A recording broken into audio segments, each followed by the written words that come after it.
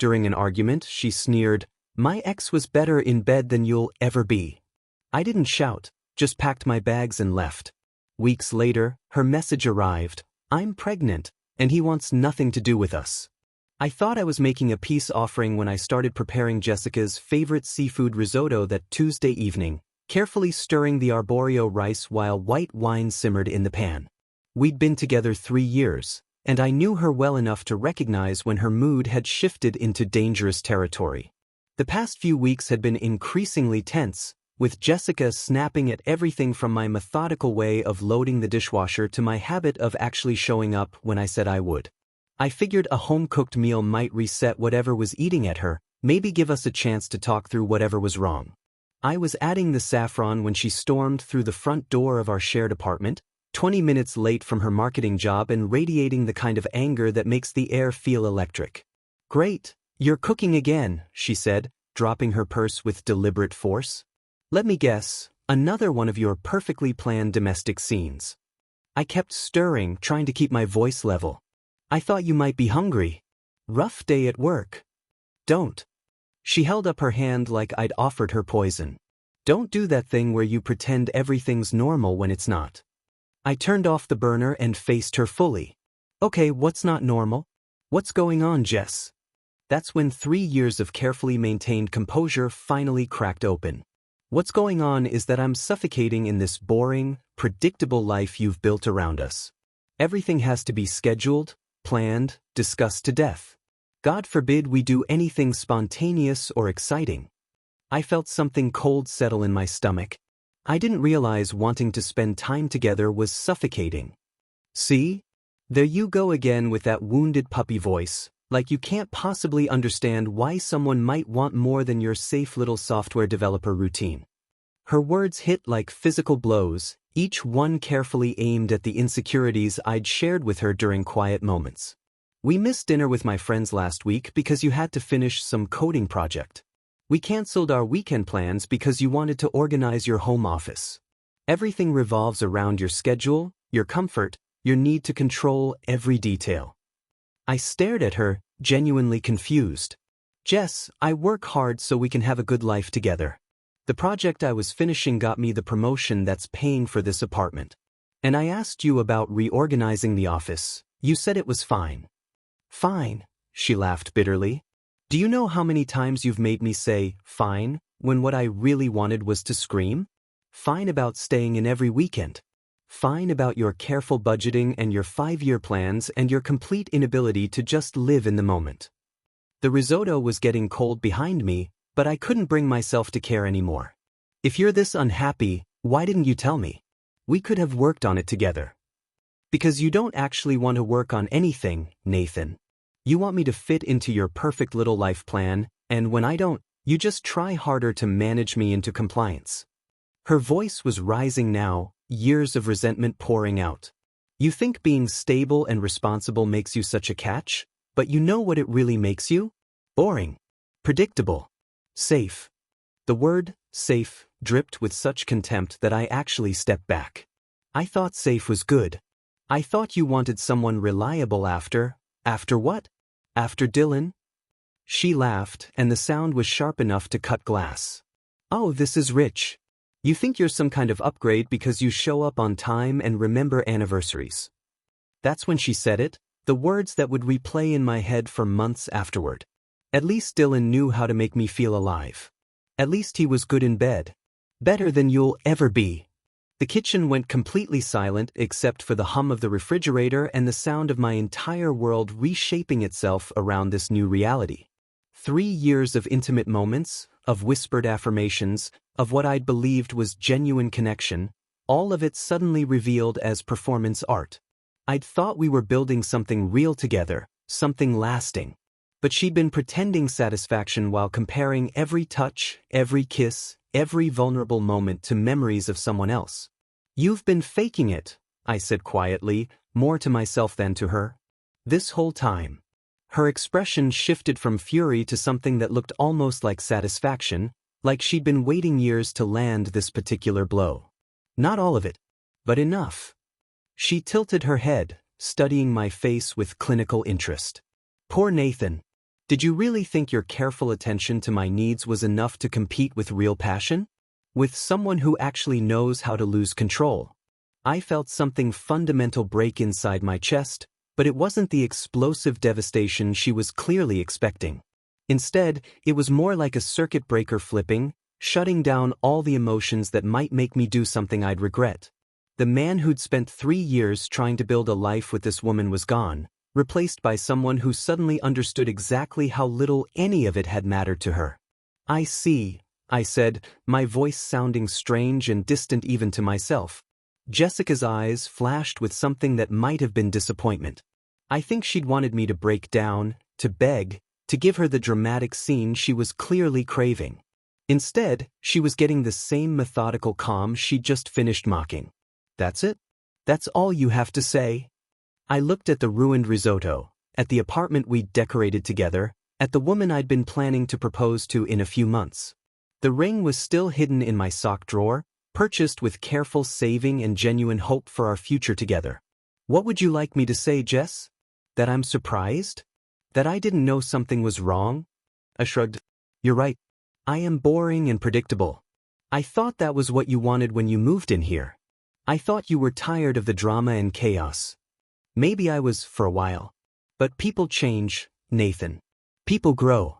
And sometimes they realize they've settled for less than they deserve." Her words hung in the air between us like a death sentence for everything we'd built together. I nodded slowly, the full weight of her revelation settling into place. She hadn't just been unhappy with our relationship, she'd been actively comparing me to another man during our most intimate moments, finding me lacking, and apparently discussing those comparisons with friends. The woman I'd trusted with my deepest vulnerabilities had been using that knowledge as ammunition for the moment she decided to detonate our life together. I walked to our bedroom without another word, leaving Jessica standing in the kitchen with her victorious smirk and the cooling risotto that suddenly seemed like evidence of my own naivety. The mechanical precision of my movements surprised me, folding back the comforter, sitting on the edge of the bed, removing my shoes with the same methodical care she'd just finished mocking. I could hear her in the living room, probably calling someone to share her triumph, her voice carrying that animated energy she got when she'd successfully demolished something. My phone buzzed with a text from my coworker Mike about tomorrow's code review, and I found myself responding normally, discussing debugging strategies like my entire relationship hadn't just imploded 20 feet away. The strangest part was how clearly I could think despite the devastation, like my brain had shifted into some kind of emergency protocol that prioritized survival over emotion.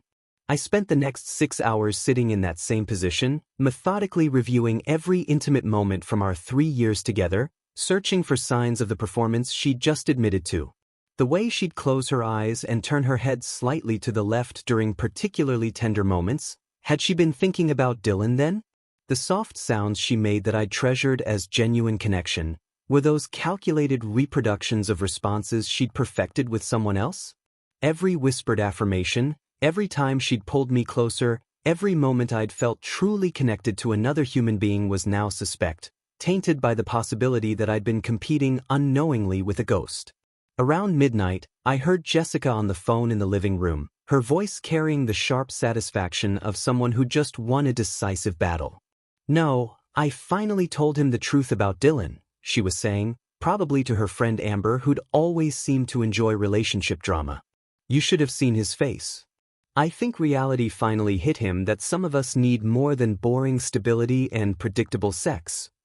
She laughed, the sound carrying no trace of regret or sadness for what we'd supposedly built together. "Honestly, it's probably better this way. I've been feeling trapped for months, but I didn't know how to end it without seeming like the bad guy."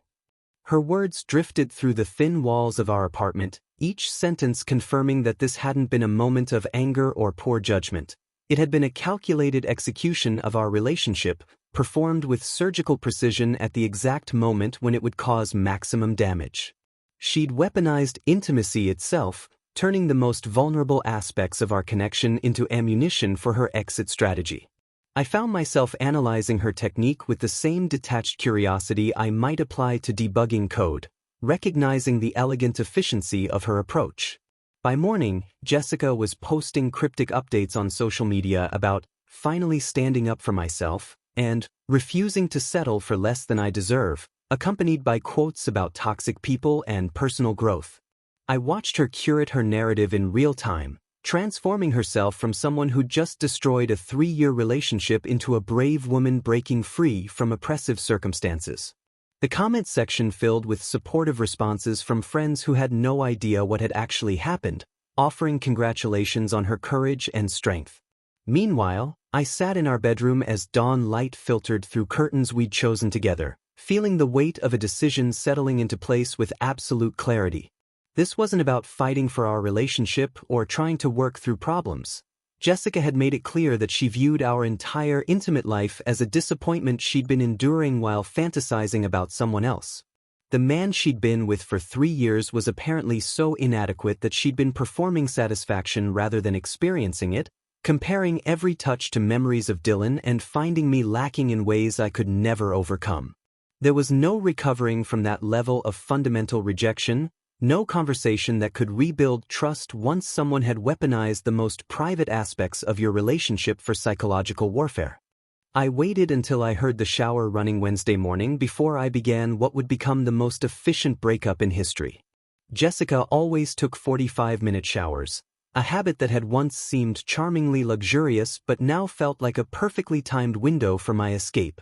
I moved through our apartment with surgical precision, packing only the essentials: laptop, clothes, important documents. The framed photo of my parents that Jessica had always complained made the place look too sentimental. Everything we'd bought together stayed exactly where it was: the expensive coffee maker she'd insisted we needed, the throw pillows that coordinated with her vision of sophisticated living, even the guitar I'd bought hoping to learn her favorite songs. Those items belonged to the version of myself that had believed in our future together, and that man was officially dead. I left my apartment key beside her coffee mug on the kitchen counter, next to the cold risotto that had become an accidental memorial to my own stupidity. No dramatic note explaining my feelings, no attempt to hurt her the way she'd hurt me, just a clean extraction that would leave her with exactly what she'd revealed she wanted: complete freedom from my boring, predictable presence. By noon, I was signing a lease on a furnished studio apartment across town, paying first month's rent with money I'd been saving for her engagement ring. The irony wasn't lost on me that my careful financial planning, another trait she'd mocked, was now funding my escape from her toxicity. I'd always been the type to maintain emergency funds and backup plans, habits that Jessica found neurotic but that were currently saving me from having to crash on friends' couches or move back with family.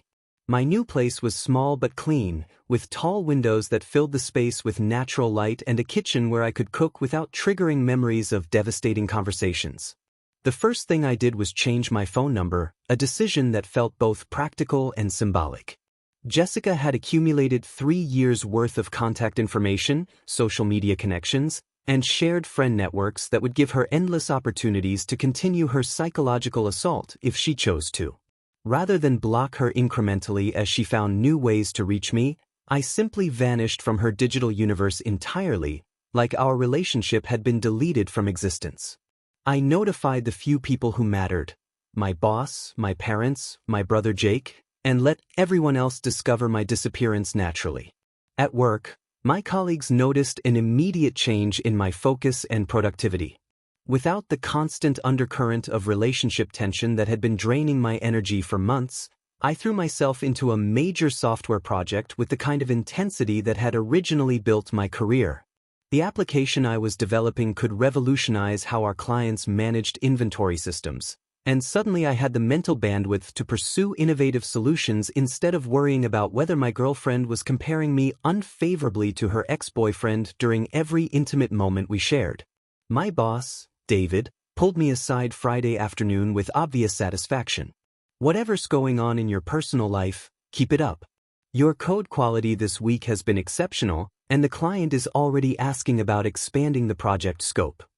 I nodded, realizing that Jessica's departure had eliminated a source of stress I hadn't even recognized I was carrying. Meanwhile, my phone, the new number she couldn't reach, stayed blissfully silent. No angry texts demanding explanations, no manipulative messages designed to make me feel guilty for abandoning our shared responsibilities, No attempts to continue the psychological warfare she'd initiated with such devastating effectiveness. I'd simply stepped outside the range of her weapons and discovered that her power to hurt me depended entirely on my willingness to remain within striking distance. The first weekend in my new apartment, I ordered Chinese takeout and spent 2 days organizing my belongings with the methodical precision Jessica had always ridiculed. Every book found its proper place, every piece of clothing was folded exactly how I preferred, every surface was arranged according to my own aesthetic preferences rather than compromise positions that kept peace with someone who viewed my natural tendencies as character flaws. For the first time in months, my living space felt like home rather than a carefully negotiated neutral territory where my personality was constantly apologizing for existing. 6 months passed like a time-lapse video of personal reconstruction, each week bringing measurable improvements that I documented with the same analytical precision I applied to software development. I joined a rock climbing gym where the physical challenge demanded complete mental focus, leaving no bandwidth for dwelling on past betrayals or second-guessing decisions that had already proven their worth. The climbing community was refreshingly straightforward. Your skills were measured by concrete achievements rather than psychological manipulation, and trust was built through shared risk rather than emotional performance. I discovered that my methodical approach to problem-solving translated perfectly to route planning and technique refinement, traits that other climbers respected rather than mocked. Within 3 months, I was leading intermediate routes and teaching basic techniques to newcomers who appreciated my patient instruction style. I also started woodworking classes at a community center, finding unexpected satisfaction in creating furniture with my hands after spending years building digital solutions. The precision required for proper joinery appealed to the same part of my personality that Jessica had found insufferably controlling, but here it produced beautiful, functional pieces that would last decades. My instructor, retired carpenter Frank Williams, became an unlikely mentor who appreciated my attention to detail and systematic approach to learning new skills. "You've got good hands for this work," he told me while I was crafting a dining table from reclaimed oak. "Most people rush the process, but you understand that quality takes time." At work, my newfound focus had transformed me into exactly the kind of senior developer I'd always aspired to become. The inventory management system I'd been developing during my relationship crisis had evolved into a comprehensive platform that our biggest client wanted to license for their entire corporation.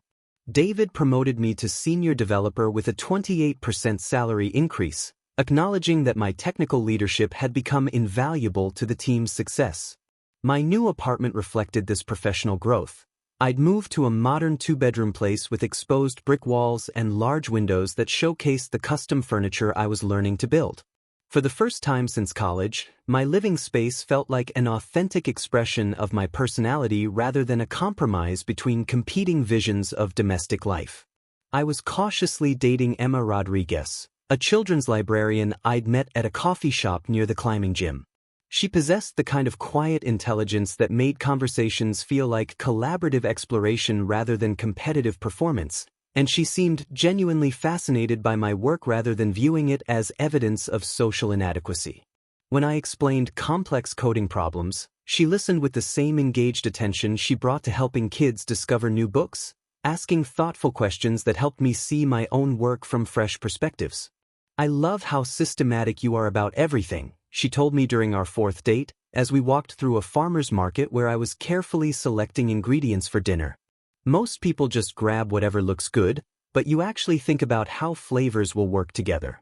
Her appreciation for traits that Jessica had found suffocating felt like discovering that I'd been speaking the wrong language for years, and someone finally understood my native tongue. Meanwhile, mutual friends who remained connected to both Jessica and me began sharing updates about her situation with Dylan, though I found myself receiving this information with the detached curiosity of someone reading about strangers in a newspaper. Apparently, their passionate reunion had devolved into the kind of explosive drama that made their social media feeds look like performance art about relationship dysfunction. Dylan's band was struggling to book venues, which meant he was often unemployed and financially dependent on Jessica's marketing salary, creating exactly the kind of power dynamic she'd criticized in our relationship. Their arguments were becoming legendary among our old friend group, screaming matches in restaurants, public confrontations at parties, social media posts that alternated between declarations of eternal love and thinly veiled threats. It's honestly exhausting to watch, my former coworker Lisa confided during a chance encounter at a bookstore. She posts these passionate rants about how real love requires sacrifice and suffering, then Dylan responds with songs about toxic women who try to control artistic expression. It's like they're competing to see who can create more public drama. I nodded politely, but realized that their chaos felt completely irrelevant to the peaceful, productive life I'd been building. The intensity Jessica had craved was apparently available in unlimited quantities, packaged with instability, financial stress, and emotional volatility that made my boring reliability look increasingly attractive by comparison. Emma and I were planning weekend trips to art museums and botanical gardens, activities that felt enriching rather than obligatory, shared with someone who wanted to be there rather than someone who was enduring my company while fantasizing about alternatives. The first message arrived on a Tuesday morning exactly 8 months after I'd left my key beside Jessica's coffee mug, delivered through a fake Instagram account with no profile picture and a generic username that couldn't disguise the desperation in her words. "Nathan, I know you changed your number, but I really need to talk to you. Something's happened and I don't know who else to turn to. Please just call me back." I stared at the message while drinking coffee from a mug Emma had bought me, featuring a clever programming joke that made me smile every morning. My life had achieved a steady rhythm of meaningful work, genuine friendship, and quiet contentment that felt more valuable than any passionate intensity I'd previously experienced. Jessica's reappearance felt like a virus trying to infiltrate a healthy system, so I deleted the message and blocked the account without responding. The messages escalated over the following weeks, each one arriving from new accounts with increasingly frantic tones that painted a picture of someone whose carefully constructed narrative was collapsing in real time. Through fake Facebook profiles and newly created email addresses, Jessica revealed that Dylan had abandoned her for a touring opportunity with his band, leaving her pregnant and financially devastated just as their landlord was threatening eviction. "He said the baby would kill his creativity," she wrote in one particularly bitter message. 3 months of telling me I was his muse, and the moment things get real, he runs off to chase groupies in dive bars across the Midwest. I found myself reading these updates with clinical detachment, like studying a case study in predictable human behavior patterns. The passionate artist who had supposedly understood her need for excitement and spontaneity had proven exactly as reliable as his complete lack of steady employment had suggested. Jessica's marketing job had apparently become untenable due to her increasingly erratic behavior and frequent absences for dramatic relationship crises, leaving her with insufficient income to maintain the lifestyle she'd built on credit and expectations of male financial support. "I moved back in with my parents," she confessed through yet another anonymous account. "Do you know how humiliating it is to be 26 years old, pregnant, and sleeping in your childhood bedroom while your mother gives you lectures about making better choices? She keeps asking how I let everything fall apart so completely, and I don't know what to tell her." Her parents' suburban house was a 40-minute drive from the city, in a neighborhood of modest split-level homes where Jessica's designer clothes and expensive tastes would stand out like artifacts from another world. I could picture her in that cramped environment, surrounded by reminders of the working-class background she'd worked so hard to escape, forced to confront the reality that her pursuit of passion over stability had led her directly back to the circumstances she'd spent years trying to avoid. The irony was mathematically perfect. In rejecting my boring reliability for Dylan's exciting unpredictability, she'd lost both financial security and romantic satisfaction simultaneously. "I know I hurt you," she wrote in what must have been her 20th attempt to re-establish contact. "I know what I said was cruel and unforgivable. But Nathan, I'm scared. I'm really scared, and you're the only person I've ever known who actually follows through on promises. I need someone reliable right now. I need someone who shows up when they say they will." The manipulation was so transparent that I almost admired its desperate efficiency. She was attempting to transform the very traits she'd mocked into virtues she now desperately needed, reframing my stability as an asset rather than a limitation now that instability was destroying her life. But her words revealed something that cut deeper than her original cruelty. She still didn't understand that I wasn't a resource to be activated during emergencies, a backup plan to be accessed when her primary strategy failed. Even in crisis, she viewed me as a function rather than a person, someone whose value derived entirely from my utility in solving her problems. I blocked each new account systematically, maintaining the digital silence that had become essential to my mental health. Emma noticed my slight distraction during this period but respected my privacy when I explained that someone from my past was trying to re-establish contact against my wishes. "It's probably hard to stay strong when someone's reaching out for help," she said thoughtfully. "But you can't save people who aren't willing to save themselves. And you definitely can't have a relationship with someone who only values you during emergencies." Her insight was precisely why our relationship worked. Emma understood boundaries, respected autonomy, and never tried to guilt me into sacrificing my well-being for someone else's poor decisions. Meanwhile, Jessica's messages revealed increasing desperation as her support systems continued to collapse.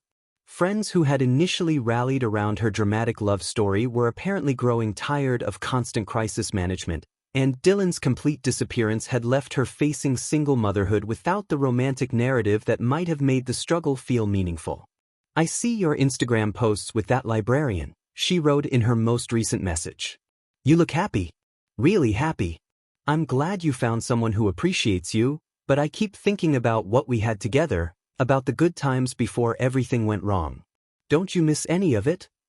I was leaving the climbing gym on a Thursday evening when I spotted her sitting on the hood of a beat-up Honda Civic in the parking lot, visibly pregnant and wearing one of my old programming conference hoodies that she'd previously mocked as boring programmer wear. The irony of seeing her wrapped in clothing she'd once ridiculed while ambushing me at a location that represented my new life was so perfect it felt scripted. She'd clearly been waiting for a while, given how she immediately stood up and walked toward me with the careful gait of someone in her second trimester, her face a mixture of determination and barely controlled desperation. "Nathan, please don't leave," she called out as I reached my car. "I know you've been ignoring my messages, but I really need to talk to you. Just 5 minutes." I stopped walking but didn't move closer, studying her face with the same analytical attention I'd give to debugging problematic code. Pregnancy had changed her appearance in ways that went beyond the obvious physical alterations. There was a brittle fragility in her expression that I'd never seen before, like someone who'd finally encountered a problem that couldn't be solved through manipulation or dramatic gestures. The confidence that had once made her magnetic was completely absent, replaced by the haunted look of someone who'd gambled everything on passion and lost spectacularly. "How did you find me here?" I asked, genuinely curious about her research methods rather than angry about the invasion of privacy. "I followed your Instagram posts. You tag locations sometimes." She shifted nervously, one hand instinctively moving to her stomach. "I've been coming here for 3 weeks, waiting for the right time to approach you without causing a scene." I had to admire her persistence, even as I recognized it as evidence of how completely her other options had been exhausted. "What do you need, Jessica?" "I'm pregnant," she said, as if this information wasn't already obvious from her appearance and previous messages. "Dylan left when I told him. Said he wasn't ready for that kind of responsibility, that it would interfere with his artistic vision." Her voice cracked slightly. "He's touring with some terrible indie band that plays coffee shops in college towns. Last I heard, he was sleeping on couches and surviving on gas station food." I nodded, waiting for her to reach the actual purpose of this ambush rather than providing the emotional support she was clearly seeking. Jessica seemed unsettled by my silence, probably expecting either anger or sympathy rather than professional courtesy. "I lost my job last month. Too many sick days, too much drama with Dylan affecting my work performance. I'm living with my parents again, and they're not exactly thrilled about becoming grandparents under these circumstances." She paused, studying my face for any sign of the emotional reaction she needed to fuel her next manipulation. "Nathan, I know I don't deserve your help after what I said to you. I know I was cruel and stupid and threw away the best thing in my life for someone who turned out to be exactly as unreliable as his credit score suggested." The admission was probably difficult for her to make, but it felt calculated rather than genuine, like she'd practiced this speech multiple times in front of her childhood bedroom mirror. I need someone I can count on right now. Someone who follows through on promises and shows up when they say they will. All those things I used to complain about, your stability, your planning, your reliability, those are exactly what I need now. I felt a familiar cold clarity settle over me, the same emotional shutdown that had protected me during our final argument. Jessica, the person you're describing doesn't exist anymore. What do you mean? The Nathan who would have helped you through this crisis, who would have felt obligated to support you because of our history, that person died the night you told me Dylan was better in bed than I'd ever be. Her face went pale, probably realizing for the first time that her words had permanent consequences rather than temporary dramatic effect. You can't mean that. People forgive each other. People work through problems. People work through problems when both parties are committed to the relationship, I said quietly. You weren't committed to me. You were committed to what I could provide while you fantasized about someone else during our most intimate moments. The parking lot was nearly empty now, just the two of us standing under fluorescent lights that made everything look stark and unforgiving. Jessica's desperation was becoming more obvious as she realized that her usual emotional manipulation wasn't producing the desired response. But I'm carrying a child, Nathan. A baby who needs stability and security. Even if you can't forgive me, surely you care about an innocent life. The attempt to use pregnancy as leverage was so transparent that I almost laughed. Your baby deserves a father who actually wants to be there, not someone guilted into obligation by circumstances he had no part in creating. So that's it? You're just going to let me struggle alone while you play house with your perfect librarian girlfriend? Her voice was rising now, the familiar anger creeping back as desperation transformed into rage. You used to love me. You were going to propose. I found the ring after you left. I looked at her standing there in my old hoodie, pregnant with another man's child, trying to use our defunct relationship as leverage for financial support, and felt nothing but distant pity. I loved the person I thought you were. The person who was genuinely satisfied with our relationship instead of performing satisfaction while making comparisons to your ex-boyfriend. Her face crumpled, but whether from genuine emotion or frustrated manipulation was impossible to determine. Nathan, please. I'm begging you. I made a terrible mistake, but people deserve second chances. You're absolutely right, I said, walking toward my car. People do deserve second chances. But I'm not the person who's going to give you yours. As I drove away, I could see her in my rearview mirror, standing alone in the empty parking lot, probably realizing that the boring, predictable man she'd discarded was never coming back to rescue her from the consequences of choosing passion over stability. 2 years later, I was sanding the final details on a custom dining table in the workshop Emma and I had built in our garage when my brother Jake called with news that felt like receiving updates about characters from a television show I'd stopped watching long ago. Jessica had eventually found stability with a patient accountant named Robert who'd helped her raise her daughter and apparently appreciated the hard-won wisdom that comes from learning the difference between excitement and happiness the expensive way. She seems to be doing well, Jake reported, though he sounded slightly confused about why he was delivering this information. Lisa ran into her at the grocery store and said she looks healthy, seems content with her quiet life in the suburbs. I nodded while continuing to work on the table's surface, feeling the same distant goodwill I might extend toward any struggling parent who'd found their footing. Emma appeared in the doorway with 2 cups of coffee, wearing paint-splattered overalls from the kitchen renovation we'd been tackling together, her hair tied back in a messy bun that somehow made her look more beautiful than any carefully styled appearance I could remember. Good news about your ex? She asked, settling onto the workbench with the comfortable familiarity of someone who belonged in every corner of my life. Sounds like she found what she was looking for, I said, accepting the coffee gratefully. Someone who can provide stability without being boring about it. Emma laughed, the sound warming the space more effectively than any heating system. Lucky for me you never learned that lesson. I happen to love boring stability, especially when it comes with custom furniture and homemade risotto. The dining table I was finishing was destined for our craftsman house across town, the one we'd bought together after careful research and thorough financial planning that Jessica would have found insufferably methodical. We'd spent 6 months renovating it room by room, a process that revealed how perfectly our skills complemented each other, Emma's artistic vision guiding decisions about color and texture while my systematic approach ensured projects were completed on time and within budget. The house reflected both our personalities without requiring either of us to diminish ourselves for the sake of compatibility. My woodworking had evolved from hobby to profitable side business, with clients commissioning pieces that would last generations rather than following temporary trends. Emma's library work had expanded into literacy programs for underserved communities, projects that utilized her organizational skills and genuine passion for education. We were building something sustainable together, the kind of quiet success that doesn't photograph well for social media but provides the foundation for actual contentment. Have you ever wondered what would have happened if Jessica hadn't said what she did that night? Emma asked, tracing patterns in the wood grain with her finger. If she'd kept pretending satisfaction instead of revealing the comparison she was making?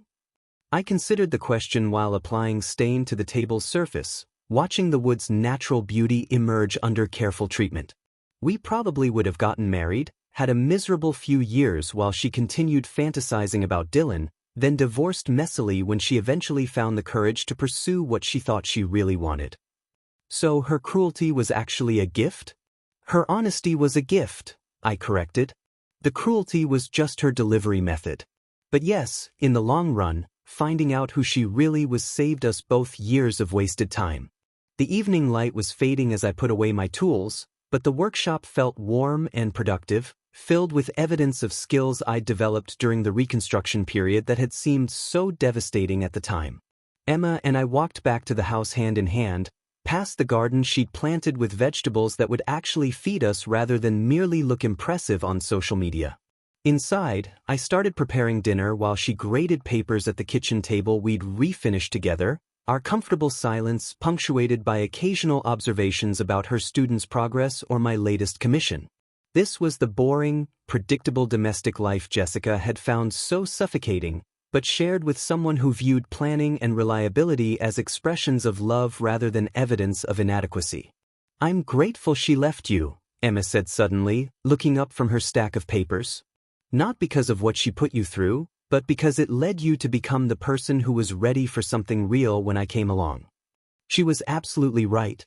The passionate chaos Jessica had craved was available in unlimited quantities, packaged with instability and emotional volatility that made my steady presence look increasingly valuable by comparison. But more importantly, her departure had forced me to discover that the traits I'd been apologizing for were actually the foundation of genuine happiness when shared with someone who deserved them. The ring I'd bought for Jessica had been returned and the money invested in our house down payment, a much better use of those carefully saved funds. The proposal I was planning for Emma would happen next month during our anniversary trip to the coast, not because I felt obligated to follow some relationship timeline, but because I'd found someone who made forever feel like an adventure worth taking together.